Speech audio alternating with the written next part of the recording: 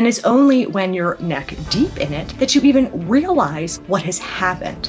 Because even the most toxic and abusive relationships don't start out this way. You have memories of times when these relationships seemed good and when it felt like they truly added meaning and value to your life. It can be extremely hard to accept the brutal, harsh reality of it because of the interpersonal nature of these relationships.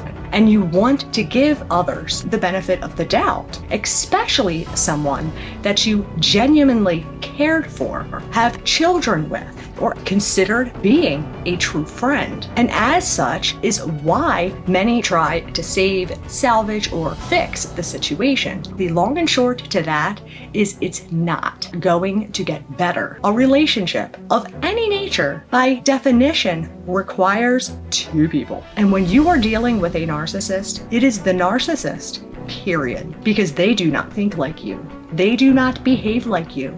They do not view others or relationships as you do. They do not care if you love them to the moon and back. Show them as much kindness and compassion that is within you, and or are willing to put forth everything in your power in efforts to try to fix or salvage the situation. And there is nothing that you or the best therapist in the world is going to be able to do to change that or steer you in some sort of direction to it becoming anything different. Because therapy only works for anyone when you are there out of your own free will, on top of being willing and ready to make the necessary actions required in order for you to then be able to improve your life or break the habits that are essentially holding you back. As just going to therapy doesn't fix the problem, nor is it some miracle cure that's going to magically heal a relationship. Getting them into therapy isn't going to just come easily, for one.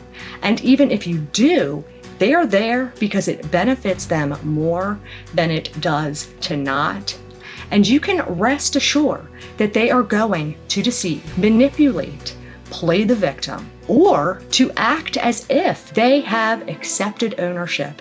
They have seen the light, how they're going to change, likely even playing the part for some time. Not because they truly have made this miraculous come to Jesus transformation, have accepted responsibility, or have any intentions whatsoever of being long-lasting, honest change, but because is going to make the impact of the blow from the landing when they toss you off the cliff later on to be that much more excruciatingly painful. And they will, because when they view you as the enemy, you can bet your bottom dollar that they intend on taking you down as prolonged as they can make it, because that way they get the most bang for their buck.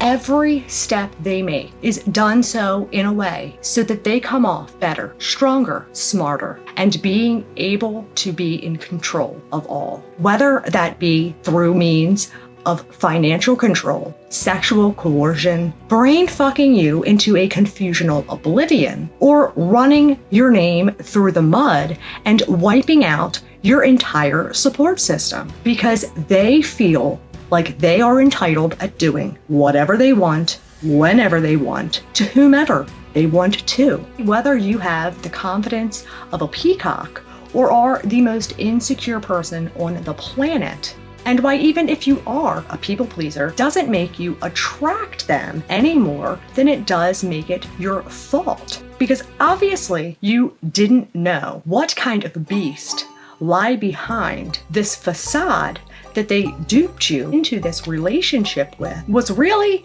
going to just suck the life from your being and snuff the light from your eyes. As if you had known, you would not have given them as much as the time of day, let alone your love and energy. You didn't know. You didn't ask for it. And you didn't create the beast that's all hopped up on the unholy war of chaos and sadism living inside of them, because they have a complete lack of morals. They have not 1 ounce of integrity or know the first thing about humility. They have no core values, no authenticity, because everything they do is based off of their delusions over yonder in fantasy world, and continuously get more cocky and evil each time they do something to deceive, manipulate by poking you with their mental cattle prod, or love bombing you into thinking that you have met the person who they themselves hung the moon.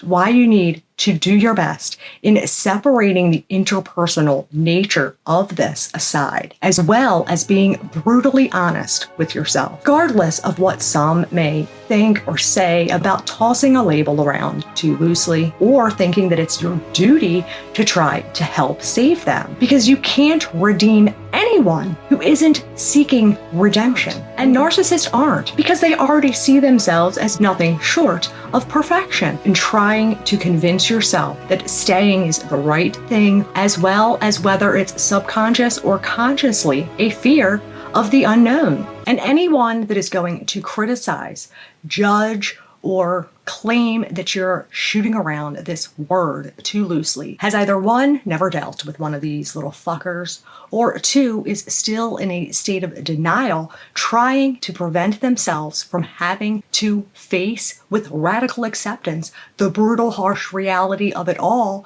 because they know that doing so is going to suck. Is that these statements about we all having a touch of narcissism? Do we? Yes. Clearly. But that is not what we are talking about here.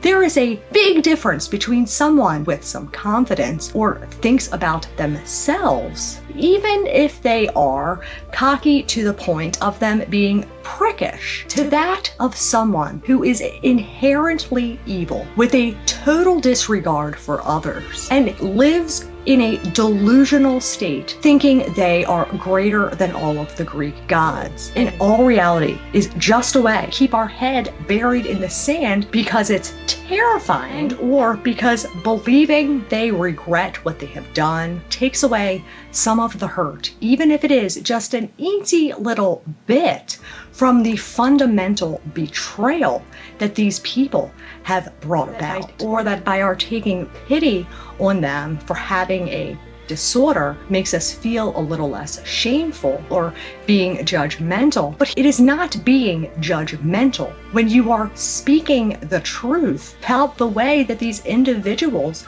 behave, nor are you tossing around a label when it took everything in your power to even be able to get to a point of being able to admit it to yourself, let alone then say it out loud, any more than it makes you a bigger person. By defending these evil creatures by default is then only victim shaming the people that they are abusing, and it's only going to lead to minimizing the severity and danger of the situation.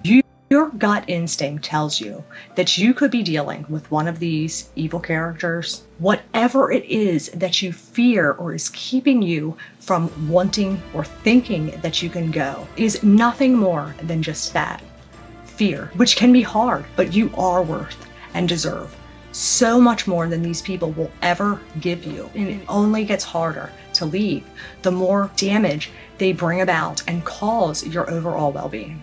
And there ain't nobody worth losing your life, soul, or a sanity for, nor should you have to tolerate the ramifications of their self-righteous, delusional bullshit. Fuck them and fuck that. You are worth and deserve so much more. So fight for you, save you, focus on you. Fuck the narcissist.